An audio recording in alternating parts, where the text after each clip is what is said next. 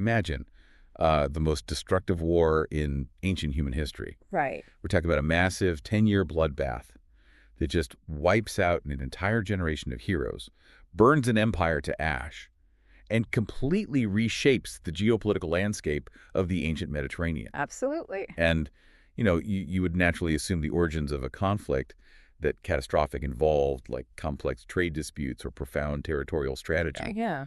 But when you actually look at the foundational text of Western military history, the spark that ignites this entire inferno is, well, it's a missing wedding invitation. It really is. And I mean, it is the ultimate testament to the terrifying power of deeply irrational, trivial emotions.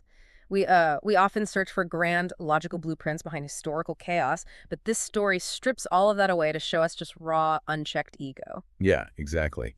So welcome to the deep dive. Our mission today is to pull apart the ultimate story of human conflict, which is, of course, the Trojan War. We are primarily using Edith Hamilton's brilliant synthesis in her classic work, Mythology, which pulls the narrative threads from Homer's Iliad alongside ancient playwrights like Aeschylus, Euripides, and Apollodorus. It's a great synthesis. It really is. And for you, the listener, if you are a learner who has always wanted to grasp the bedrock stories of our culture without, wading through thousands of lines of ancient text, consider this your ultimate shortcut. Because the setting is, it's a world over 1,000 years before Christ, centered on the siege of a really wealthy, heavily fortified city called Troy. Right. But at its core, we're going to explore a text that operates as a timeless study of ego, unintended consequences, and the staggering human cost of ambition. Okay, let's unpack this, because to really understand the scale of this mythological tragedy, we have to start at that incredibly petty origin point, a wedding banquet where someone gets deliberately left off the guest list. Yeah, so King Peleus and the sea nymph Thetis are celebrating their marriage. And they invite literally every single deity on Mount Olympus, except for one specific goddess, Eris, the goddess of discord. Which, is a choice. Right. Predictably, leaving the embodiment of conflict off the guest list does not result in a quiet evening. Yeah, shocker. She decides to crash the reception by tossing a golden apple right into the banqueting hall. And carved into the gold is a simple phrase, "For the fairest." That is just guaranteed to start a brawl. Who actually steps up to claim it? 3 powerhouse goddesses immediately demand the apple. Hera, who's the queen of the gods, Athena, the goddess of wisdom and war, and Aphrodite, the goddess of love. Okay. And they turn to Zeus, expecting him to declare a winner. Wait, so Zeus, the king of the gods, the guy who hurls thunderbolts, is afraid to make a decision here. Oh, absolutely. He knows way better than to alienate 2 of the most powerful goddesses in the pantheon, so he completely punts the decision. He tells them to go to Mount Ida, where a Trojan shepherd named Paris is tending sheep, and let him judge. Right, Paris. Yeah, and Paris is secretly a prince of Troy. His father, King Priam, sent him away to the wilderness because of a prophecy predicting the boy would eventually bring about the utter ruin of his country. I'm assuming these 3 radiant goddesses don't just ask this exiled shepherd to judge their aesthetic beauty on a 1 to 10 scale. No, not at all. They resort to outright bribery. Naturally. Yeah. Hera offers to make him Lord of Europe and Asia. Athena promises to make him a legendary general who will just crush Greece and lead the Trojans to ultimate victory. Okay, and Aphrodite. Aphrodite takes a completely different approach. She promises him the most beautiful woman in the entire world, and the text actually describes Paris as a weakling and something of a coward. Oh. So he hands the golden apple straight to Aphrodite. A decision that basically triggers that exact prophecy of ruin. Because the most beautiful woman in the world is Helen. And claiming her isn't going to be simple, considering she has dozens of heavily armed, incredibly powerful kings and princes vying for her hand back in Greece. Right, and Helen's earthly father, Tyndareus, is paralyzed by this situation. He knows that the moment he selects one husband for Helen, the rejected suitors are probably going to form an alliance, burn his kingdom to the ground, and just take her by force. So what does he do? To prevent a civil war, he forces every single suitor to swear a solemn oath before he announces his choice.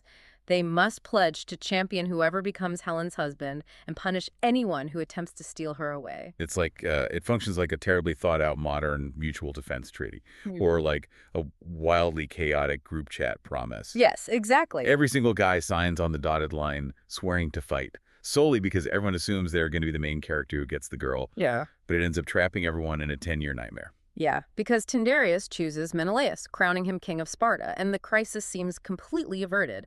But then Paris arrives in Sparta, guided by Aphrodite. Well, And Menelaus actually welcomes the Trojan prince into his palace, offering him food and shelter under the ancient code of the guest-host bond. right, which was sacred. The absolute bedrock of Greek civilization.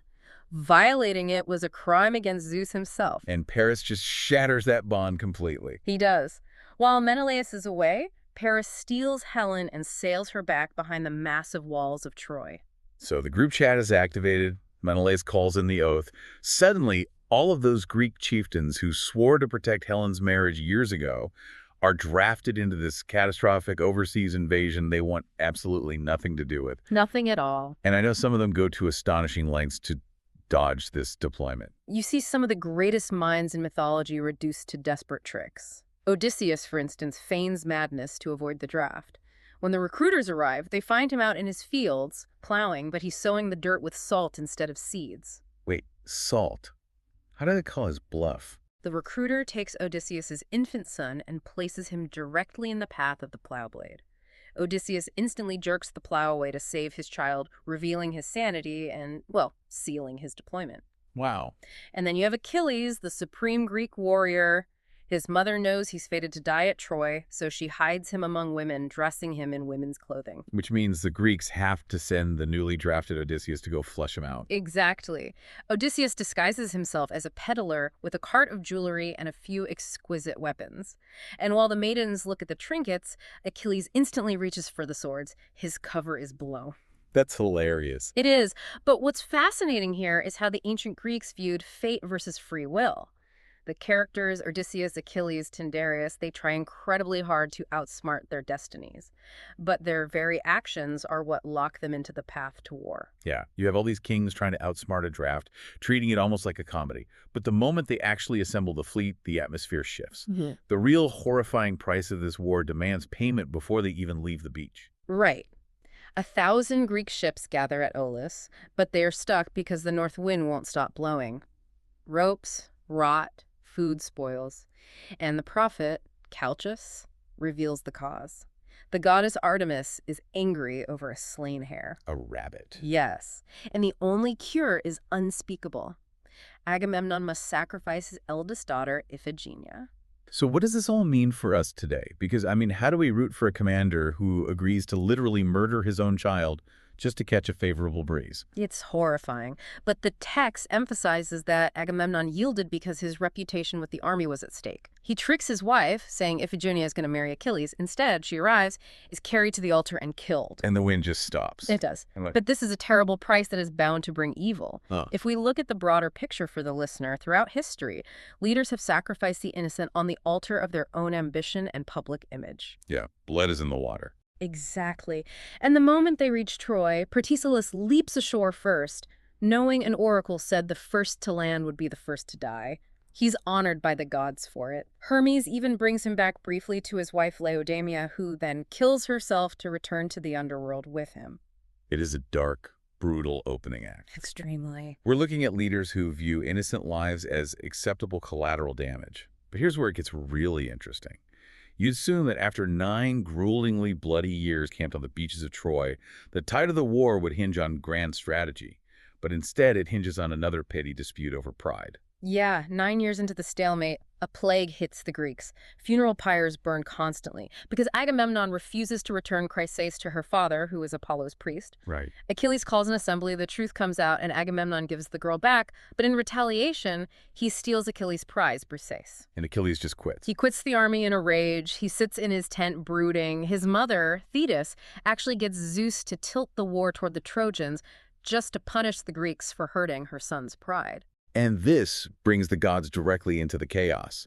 I always view the deities in this epic, like, reality TV producers. Oh, so that's a perfect analogy. Right. They aren't majestic overseers. They are actively interfering, causing drama, playing favorites, Yeah. and literally throwing tantrums when they get hurt. They are incredibly biased. Aphrodite saves Paris from Menelaus by magically breaking his helmet strap and whisking him away in a cloud. Just teleports them away. Yep. And Athena tricks a Trojan named Pandarus into breaking a truce just so the fighting will start again. Wow. And then the Greek warrior Diomedes goes on a total rampage. He wounds the Trojan Aeneas, then actually stabs the goddess Aphrodite. He stabs a goddess. He does, and ultimately he drives a spear into Ares, the god of war himself. That's insane. And Ares literally flees to Olympus, whining to Zeus about the pain. Whining to his dad. Exactly. But if we connect this to the bigger picture, Homer uses the gods to illustrate human psychology. The humans suffer genuine stakes. Death. While the gods treat the war like a cosmic board game because they are immortal, the real tragedy belongs entirely to the mortals. Which provides the perfect transition. To truly understand the contrast with the pettiness of the gods and Agamemnon, we have to zoom in on the most deeply human character in the entire epic. And ironically, he fights for the enemy, the Trojan prince, Hector. Hector is amazing. He knows he's fated to die and that Troy is fated to fall, but he fights anyway because it is his duty. There is that heartbreaking farewell to his wife Andromache and his baby son Astyanax. Yes. The baby is terrified of Hector's crested helmet, and Hector just laughs, takes it off, and prays for his son. It's such a tender moment. And you contrast Hector leading his people with Achilles, who is sitting brooding in his tent, allowing his fellow Greeks to be slaughtered just because his ego was bruised. The tide turns so badly for the Greeks that Agamemnon actually offers Achilles immense treasure to return. Right. But Achilles flatly rejects it, saying not all the treasures of Egypt could buy him. Meanwhile, the gods are still playing games. Hera makes herself irresistibly beautiful to seduce Zeus and put him to sleep so Poseidon can help the Greeks. And Zeus wakes up furious. But I want to point out the incredible irony here. The ostensible villains of this Greek epic, the Trojans, are given the most sympathetic, loving family scenes. It asks you, the listener, to consider who the real hero of the story is based on their motivations. And that is the hallmark of the Iliad's brilliance. It does not dehumanize the enemy. It shows that both sides are fighting under the shadow of certain death. Hector fights out of love and duty, while Achilles fights, or, well, refuses to fight, out of pure pride. But Achilles' stubbornness finally catches up with him. He's forced out of his tent not for glory, but for grief, which triggers the climax of the epic. Yes. His closest friend, Patroclus, borrows Achilles' armor to go save the burning Greek ships. He fights gloriously, but he pushes too far and is killed by Hector, who strips the armor from his body. And the reaction from Achilles is terrifying. The grief is so black it terrifies his own men. Thetis brings him magnificent new armor forged by the god Hephaestus, and Achilles refuses to eat or drink until he gets revenge. He goes on a terrifying rampage. Utterly terrifying. He fights the river Xanthus, clogging it with bodies. The gods start brawling with each other on the plains. Athena punches Ares. Hera snatches Artemis's bow and literally boxes her ears with it. It's total chaos. And it all leads to the final duel. Hector stands alone outside the Scaean gates, but when he sees Achilles, his nerve breaks. He runs from Achilles 3 times around the massive walls of Troy. Wow, 3 times. Until Athena tricks Hector by appearing as his beloved brother Deiphobus. Believing he has help, Hector stops. He realizes too late he is doomed, charges, and Achilles spears him right through a small gap in the armor. As he's dying, Hector pleads with Achilles to return his body to his parents. And Achilles denies the plea. He says there are no pacts between lions and men. And this is where I have to push back on the idea of Achilles as a role model, because we focus on the visceral horror of what happens next. Achilles pierces Hector's heels, ties him to a chariot, and drags his mangled body through the dust. Right in front of Hector's parents. He completely loses his humanity here. He acts like a force of nature or a monster, not a man. Which raises an important question regarding how we resolve unquenchable rage, because the resolution of the Iliad isn't a final battle. Right. It's a shared moment of weeping. King Priam of Troy, guided by Hermes in the dark, sneaks into the Greek camp. He goes right into Achilles' tent, clasps his knees, and kisses the hands of the man who murdered his son. He begs for the body. It's an incredible image. And Priam says, I have braved what no man on earth ever did before to stretch out my hand to the slayer of my son. And Achilles is finally moved to tears. They grieve together. It shows that the ultimate act of bravery in this war wasn't on the battlefield, but in a tent. showing absolute vulnerability to an enemy. It's a staggering journey. To recap for you, the listener, we went from a petty golden apple tossed at a party, to the sacrifice of daughters, to the ridiculous meddling of gods, and finally to an old man kissing a killer's hands. It really is an unbelievable arc. And the value here, the reason to be well-informed about this text, is realizing that ancient literature isn't just about heroes in bronze armor. It's a mirror. It reflects our own modern struggles with ego, the uncontrollable nature of conflict, and the universal experience of loss. Absolutely. So I want to leave you with one final thing to ponder. The Iliad, which is the foundational epic of Western military glory, doesn't end with the sacking of Troy or some grand victory parade. It ends with the quiet, sorrowful funeral of the enemy, Hector, tamer of horses. What does it say about the human condition that our oldest, greatest war story ultimately concludes that grief is the only true victor? It's a profound thought. Thanks for taking the deep dive with us.